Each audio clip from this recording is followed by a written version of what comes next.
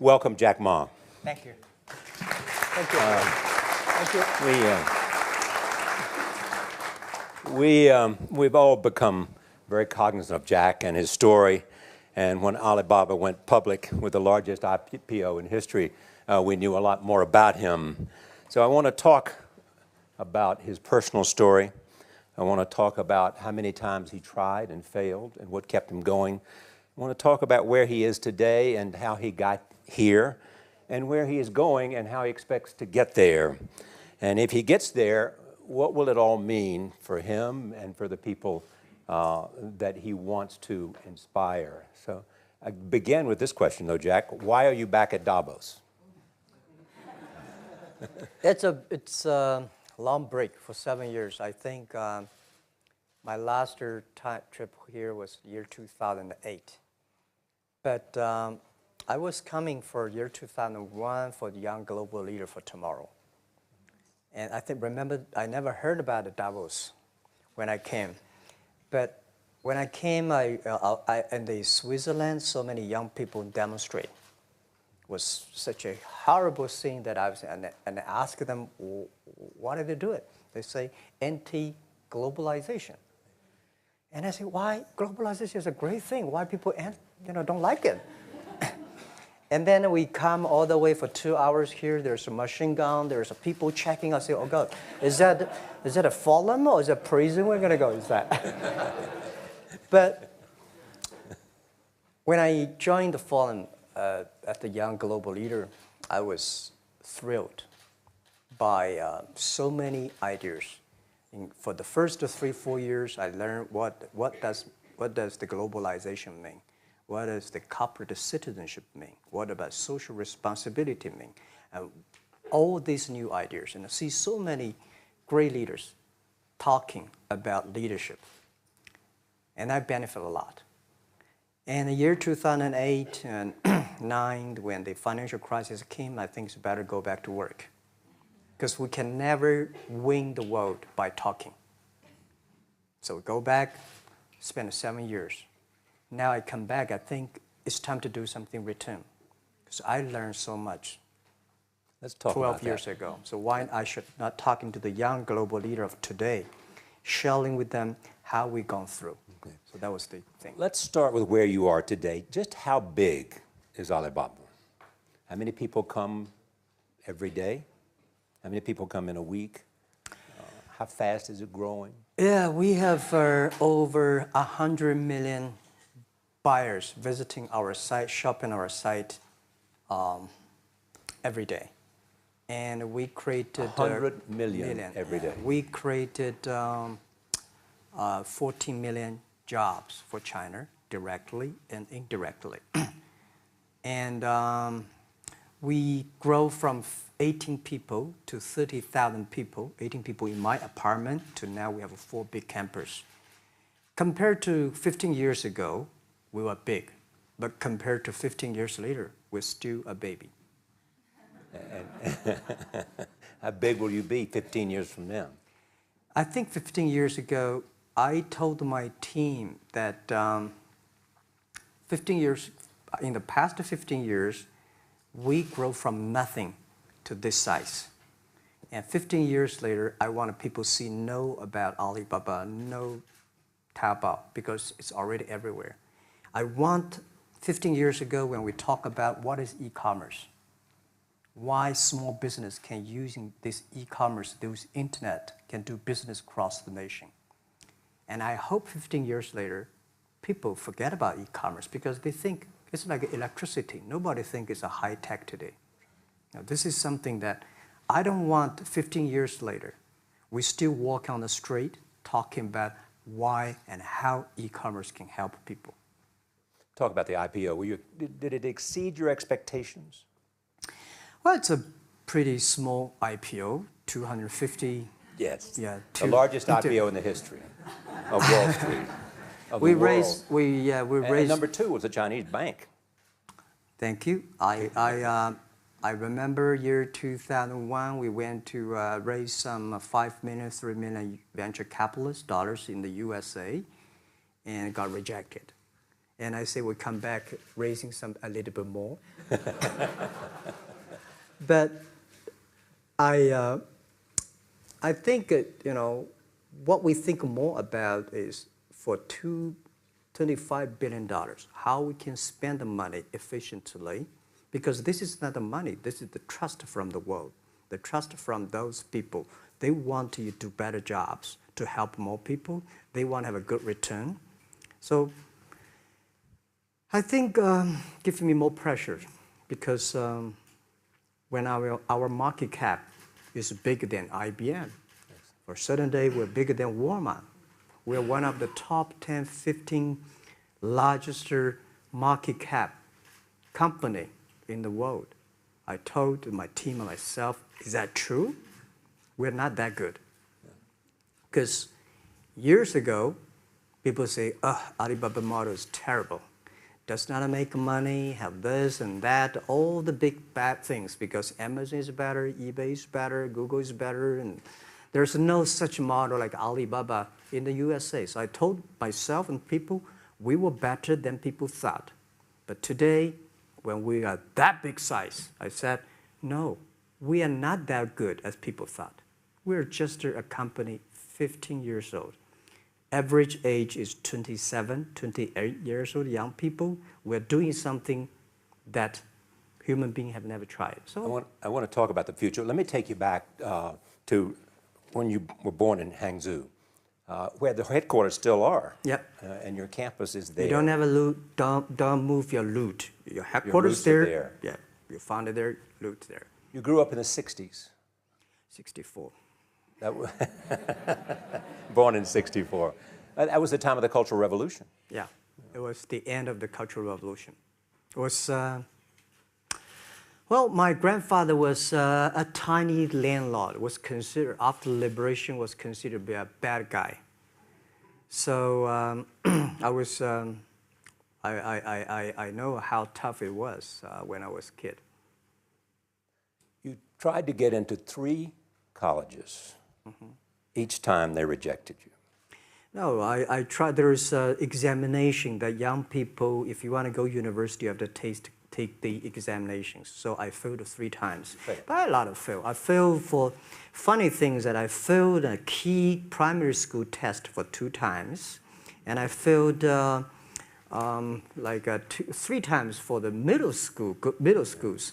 And you will never believe in Hangzhou, my city, there's only 1 middle school that lasts only 1 year.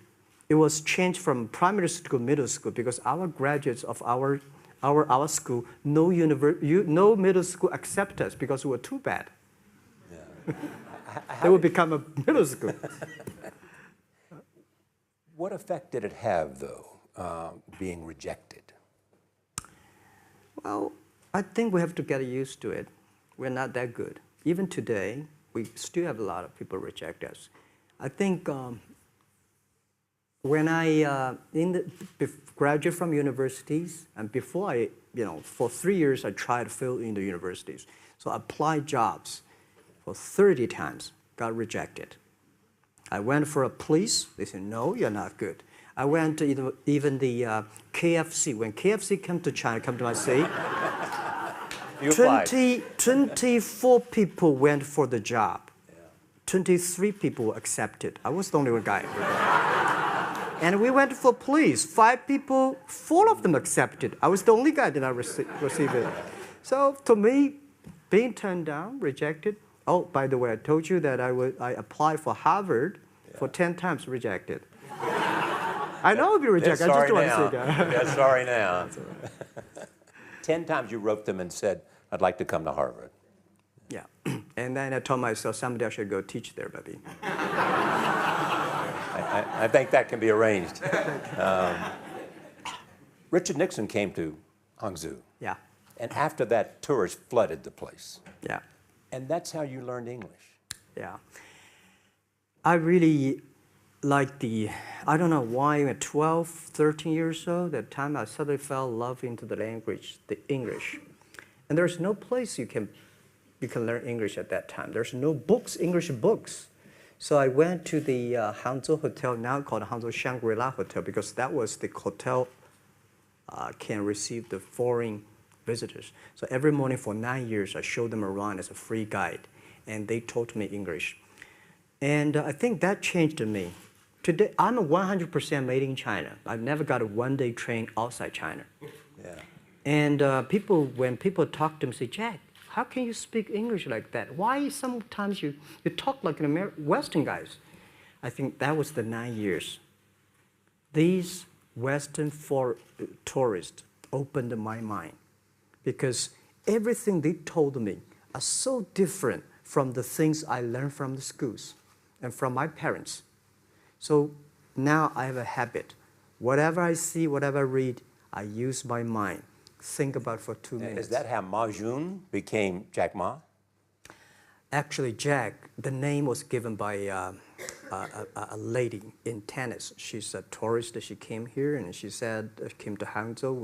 We become a pen friends. Ma Ring is so difficult to pronounce.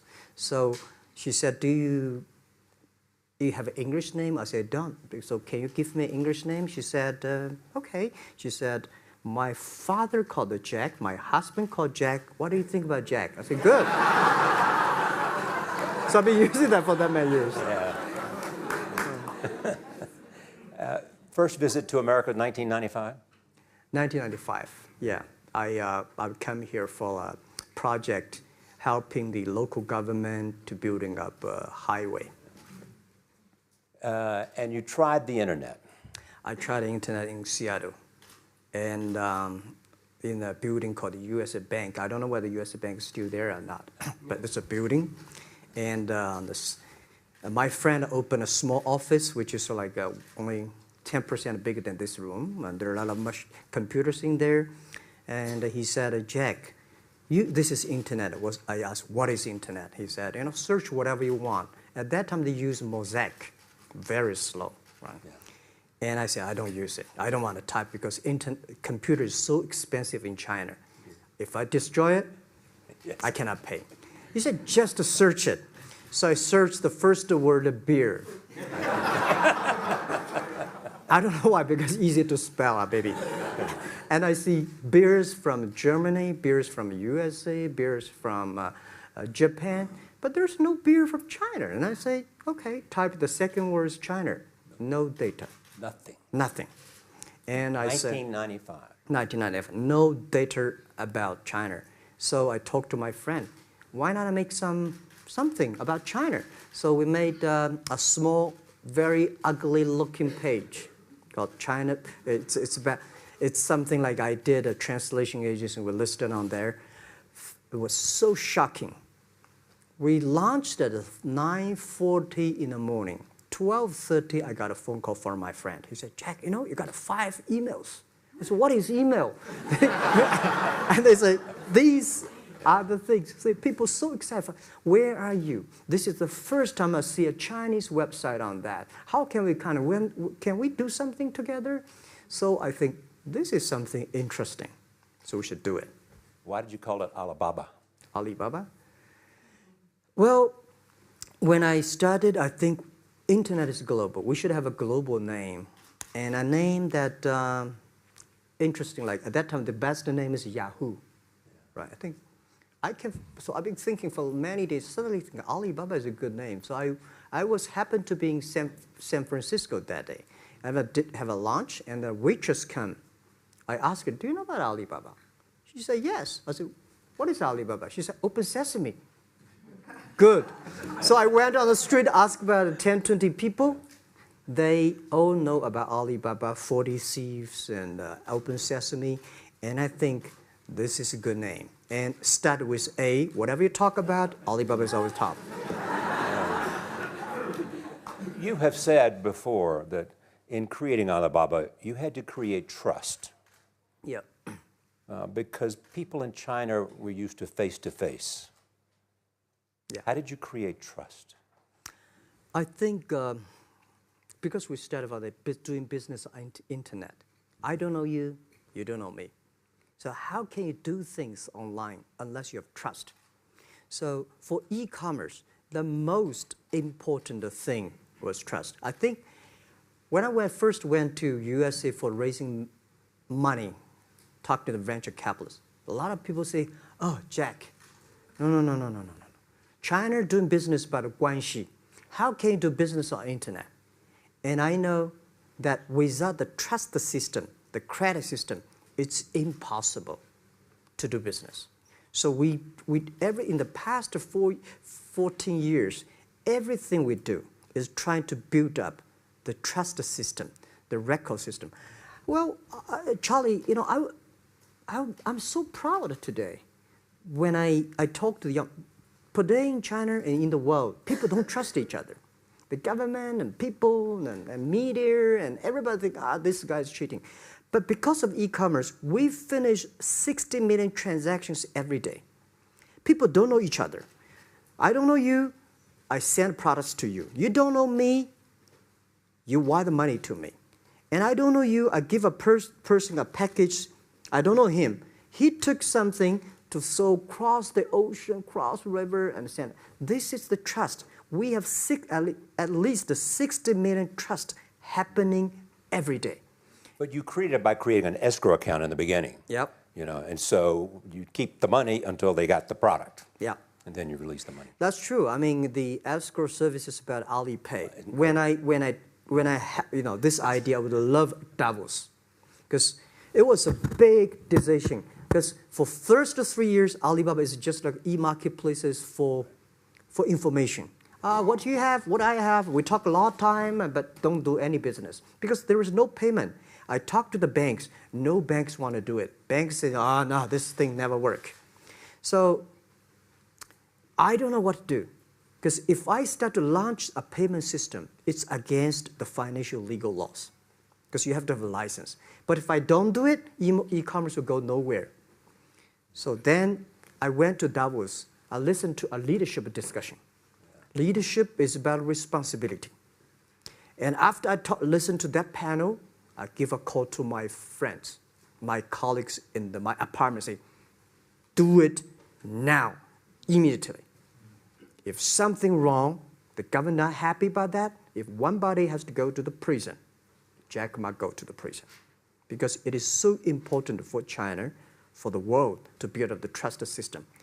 And if you do not do it, I said, and do not do it properly, stealing money, money wash, no trust record, I send you to the prison. So that was the thing. And people don't like it. So many people I talked to at that time for Alipay, they say, this is the stupidest idea you have ever got. But I say, I don't wear the stupid clever as long as people use it. Now we have 800 million people using this Alipay. Stupid things if you do it better is better. Alipay is a privately held thing. It's not part of Alibaba. No, it's a private. Let me talk about money for a second. Yeah. You have never gotten money from the Chinese government? No. None. I want it at the beginning, and later I don't want it, because I think if the company always think about picking money from out of the government pockets, that company is rubbish. Think about how can you make money from the customers and market and then help customers succeed. That's our philosophy. No money from Chinese banks? No. I at that time I want, and now they want to give me, I don't want it. Yeah. All right. Your relationship with the government. Mm-hmm. Yeah. What's your relationship? I mean, if they didn't here's what some say, that you have existed in an environment that's not, they have restricted competition for you. And that's a pretty good thing to do for a private company. Yeah. I think the relationship with the government for us is very interesting. For the first 5 years, because I've been working as a part-time jobber for a government organization called Ministry of Foreign Trade, 1997, for 14 months. And I learned that you should never rely on government organization to do e-commerce. And I started a business. I told my people and team, in love with the government, don't marry them. Yes. Respect them. And a lot of people say, well, government officers talking about internet, the censorship and this, that, and they worry about. I think it's the opportunity, it's a responsibility talking to them, tell them how internet can help. So you tell them we create jobs. Oh yeah, I think a lot of people debate and fight against them. And in the first 12 years, anybody come to my office, I sit down talking to them, how we can help economy, how we can create jobs, why China will improve by the internet. I think because internet at that time is new to any government. And if you convince somebody, and you have the chance. So today I'm very talkative. That probably this is why I talk to so many people. So, I mean, if the government comes to you and asks you to do something for them. Normally, when government comes say, Jack, can you do this project? I say no. I say no. I can introduce some friends who are interested in doing that for you. But if they continue to want me to do it, I say, okay, I do it, but I don't charge. I hope next time don't come to me again. But recently, we help some government organizations do it. For example, every Spring Festival, the train ticket is so difficult. Hundreds and thousands of farmers work in the cities. In the Spring Festival, they go to the hometown. But when they order tickets on the other way, the whole system crashed for 5 years. So I told my young people, go support them. Don't charge anything. Because I don't want to see millions of farmers go back to city and they cannot buy the tickets. So it's something that it's not for money. It's something it's not for the government. It's for the millions of people.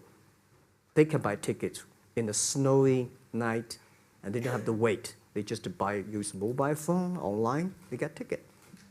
One way stop along the route to where you are in that big IPO was Yahoo. Jerry Yang gave you invested $1 billion. Yeah. $1 billion. Yeah. It turned out to be a pretty good investment for Yahoo.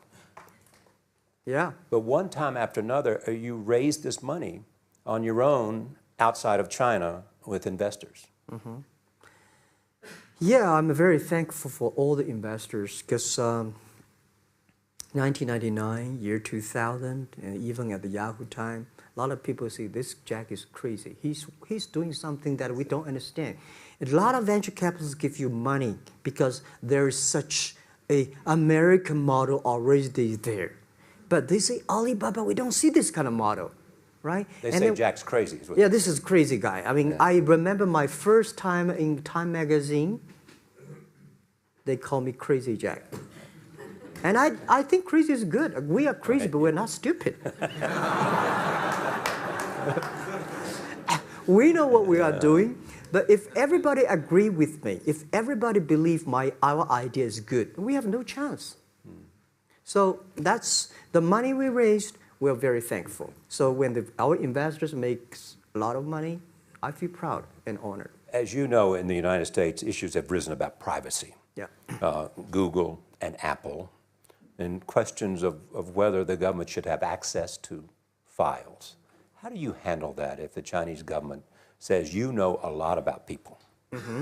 You have transactional relationships with lots of people. And they say, we want to see your files. Well, so far, I don't have this kind of problems from Chinese government. And I told them, any government, if you come here for the national security, anti-terrorist, well, anywhere, anti-terrorist, we work together. It's a criminal, we work. But rest of that, no. I said, we are a business. The data is so precious because we don't know how. Because if we give to anybody, it's going to be a disaster. And also about privacy issues. I think, just like hundreds of years ago, people say, I would rather put money under my pillow rather than put in the banks. But today, banks, they're special. They know how to protect money much better than you do. Privacy issues, all these kind of securities, today, we may not have the solutions. We don't have the answer. But I believe our young people have the solutions. In the next 10, 20 years, there will be breakthrough on that. And I'm fully confident on that. Your life is a testament to the idea that nothing is impossible. That if somebody says no, you say it's just the beginning. Where does that come from? Well, at the beginning, I never thought, I thought when I was young, I said, everything's possible. Now I know not everything's possible. When you have something, you have to think about, you have to consider about the others. You have to consider about the customer, society, your employees, your shareholders, society. There are so many things that I think if you continue to work hard, there's possibility. And I just feel that I'm enthusiastic about what we are doing. At the beginning, for the first 5 years, I just want to survive. And 5 years later, I think... That's 2000, from 90... Yeah. But later, I think, wow, so many people's life changed. I was so excited, you know, for the first 3 years, we made zero revenue. Zero revenue. But we are so excited to continue to work. You know what happened? I remember many times when I go to a restaurant and have dinner, somebody came, when I was trying to pay the bill, the owner of the restaurant came to say, "Sir, your bill is paid by someone." And the small note say, "Hey, Mr. Ma, I'm your customer of Alibaba Group, Alibaba platform. I made a lot of money, and I know you don't make any money. I pay the bill for you." Yeah. And I remember one day that I was sitting somewhere in the coffee, somebody sending me a cigar. I don't smoke cigar, but there's a note that, "Thank you very much, I'm your customer." And I remember in the Taobao days, I was at the Shangri-La Hotel in Beijing. When I get on the taxi, the man who opened the door for me, the boy at the gate, he said, "Jack, thank you very much. I'm service here. My girlfriend makes more money than I do on your site." And this is something that you know that it's not amazing. If you don't do it, nothing's possible. If you try to do it, at least you have the hope. The revenue comes from advertising and a smaller amount from transactional fees. Yeah. Most of it from advertising. Tiny. Tiny from advertising? Tiny from advertising, tiny from transactions, because we need big mass. Now we have more than 10 million small business power sellers selling our site to everywhere. So the transactions we have is second after Walmart. So tiny. Second after Walmart. Yeah, tiny of the of the money already make us big. So, you know, second after Walmart, I remember one of the senior management of Walmart guys came to Hangzhou 5 years ago. He said, "Jack, you know, you did a great job," and blah, blah, blah. So I said, maybe in 10 years we'll be bigger than Walmart. He said, "Young man, you have a good hope." So we said, make a bet. I think in 10 years we'll be bigger than Walmart on the sales. Because if you want to have 10,000 new customers, you have to build a new warehouse and this, that. For me, 2 servers. What's your market cap versus Walmart today? I don't know, but I don't maybe either. It's close. I think so. Maybe we should check later. All right. Yeah. So where are you going? What does Jack want? I think because the name for Alibaba, we are internet company, happen to be in China. We have the same spirit and entrepreneur spirit like every great entrepreneurs in the world. And I remember the day when I started Alibaba, we want to have a mission helping small business doing easier. So next step is, today, so many millions of small business using our platform to sell things, and over 300 million consumers buy things from our site. Cheapest, efficient. So what I'm thinking about, how we can make Alibaba a platform for global small business. My vision is that if we can help a Norway small business can sell things to Argentina, and Argentina consumers can buy things online from Switzerland. And we can build up, which I called, I don't know, maybe not right word, called EWTO. The WTO is great, past century. But WTO helped so many big companies to sell things across the nation. Today, internet can help small business sell things across the oceans, across the nations. And I hope that we can serve 2 billion consumers. 2 billion consumers. 2 billion consumers. We can help 10 million small business outside China. Help them. Outside China. Outside China. Because we help the American farmers in Washington State almost 300 tons of cherries to China last year. Cherries. Before we sell, the ambassador of USA came to me and said, Jack, can you help us selling cherries? In China. I said, what cherries and the fruits? He said, why not? I said, why not? Let's try. So that when we start to sell cherries, the cherries still on the trees. So we start a pre-order, 80,000 families order cherries online. So we pick up the cherries and ship into China. Within 48 hours, we sell the cherries. The consumers are so happy. But we got a lot of letters complain after 3 days. They say, why only 100 tons? Why we should not get more? So we sell, 2 months ago, we helped the Costco. We sold 300 tons of nuts to China.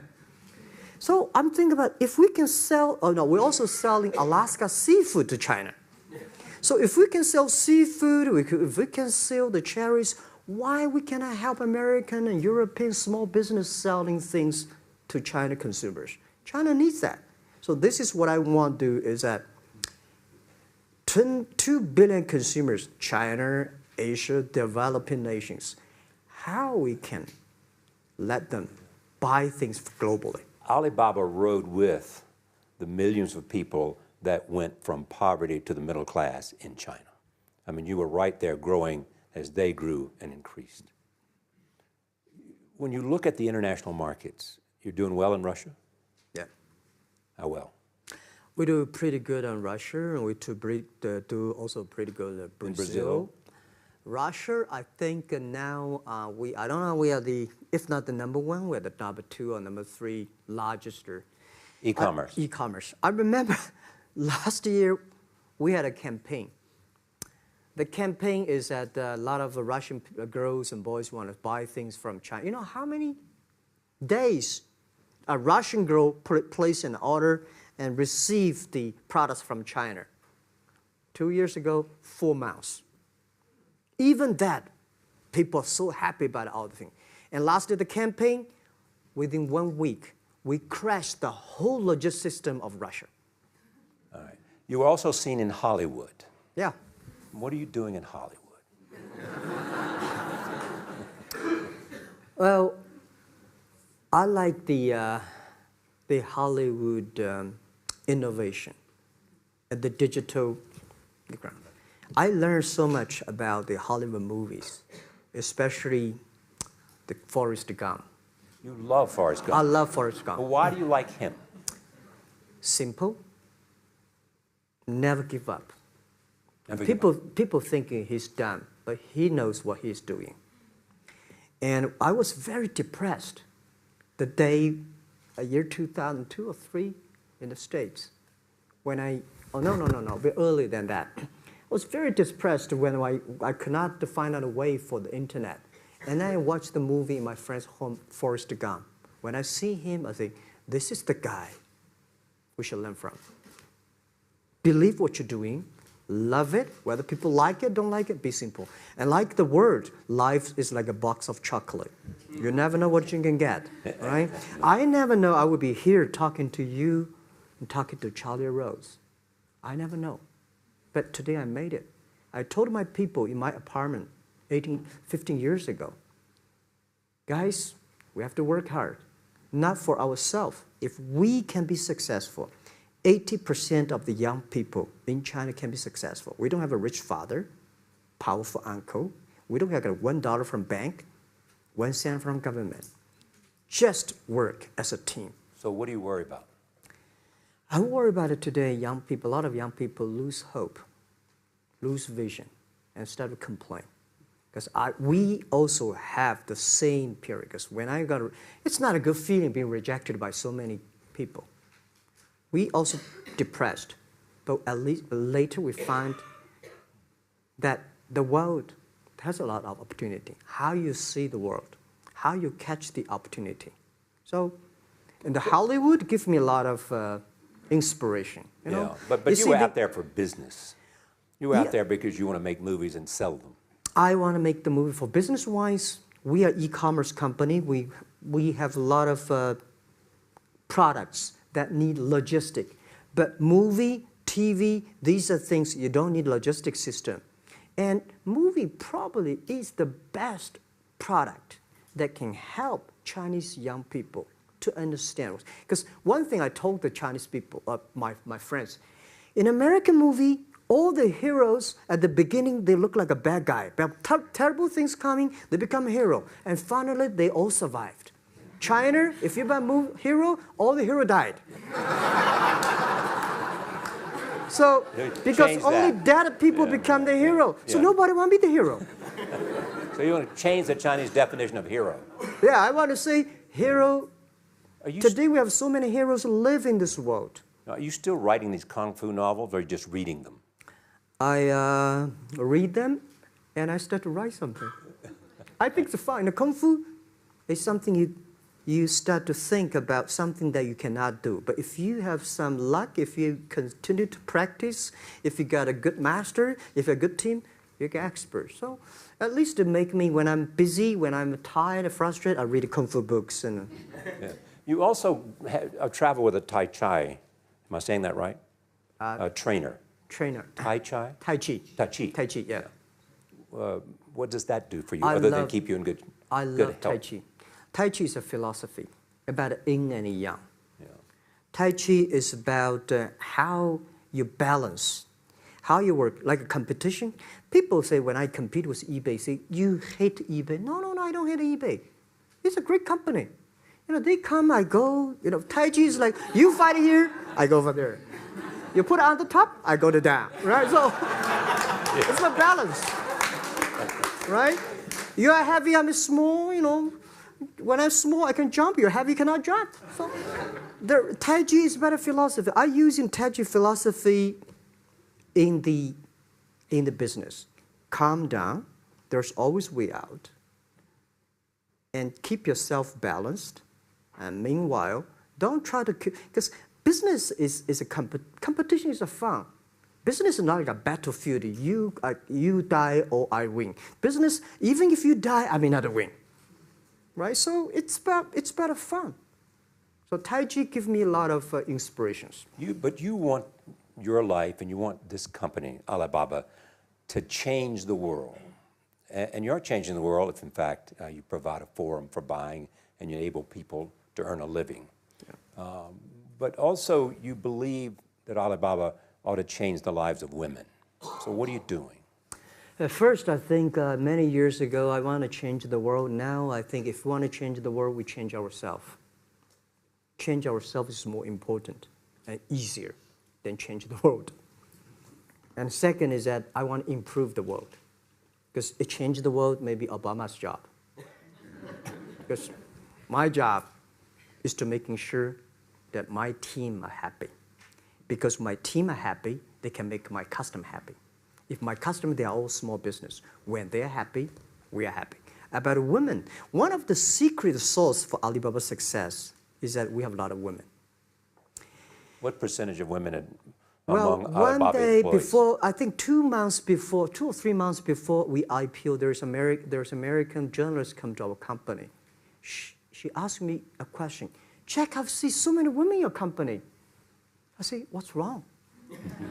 We have later we find that we have 47% of the employees of our company are women. How many? 40? 47% of our company are women. And we actually had a 51 because we acquired some company these days. They have more men, so balance that. But these are women in top-level positions? 33% of the management are women. And 24% of the senior management, very top level, are women. We have a women CEO, CFO, CPO, Chief People Officer, and we have everywhere. And I think so comfortable to working with them because women, in this world, if you want to win in 21st century, you have to making sure that making other people powerful, empower others, making sure the other people better than you are, then you will be successful. So I find the women, they think about the others more than they think about themselves. Right.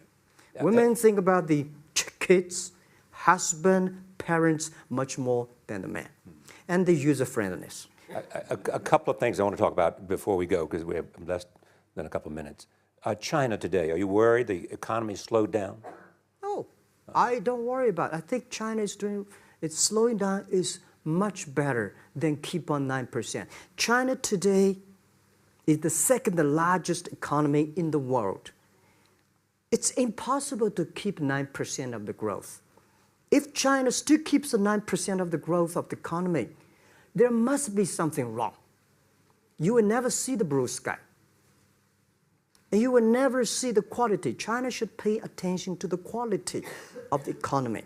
China should not. So if we have a lot of influence, like Hollywood movies, things, and we have the sports and these things in the GDP, will be much better. So I think, just like a human growth, this body can never grow. Certain time, the slow of growth of the body was slow, but you should grow your mind, grow your culture, grow your value, grow your wisdom. I think China is moving to that direction. And you saw Modi in India? Pardon? Did you see Modi in India? Not yet. I'm looking forward to that. So you'll go to India. Yeah. Finally, there's this. You're one of the world's richest people.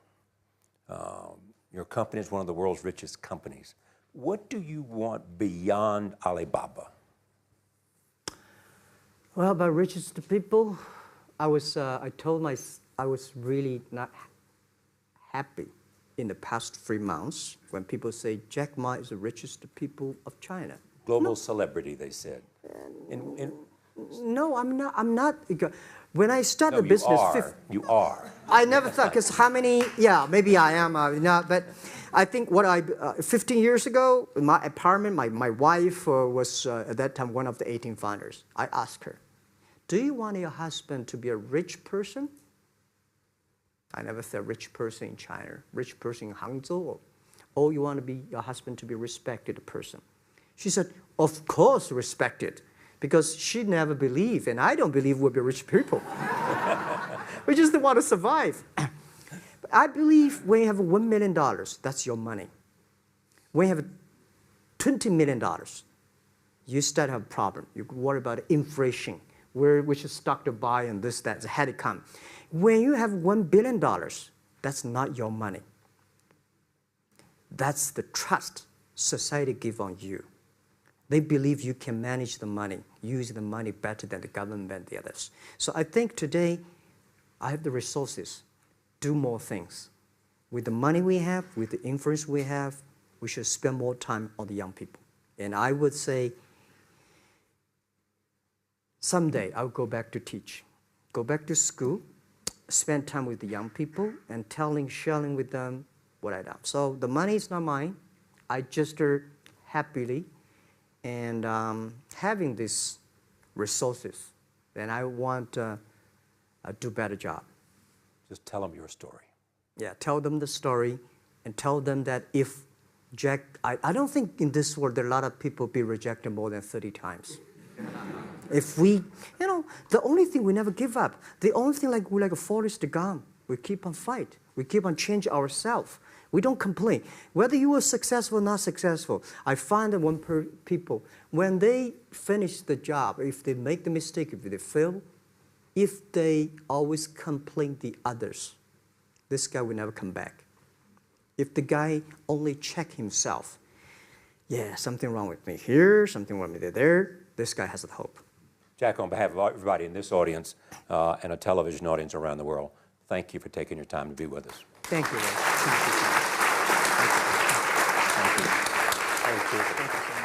Thank you so much, Rob.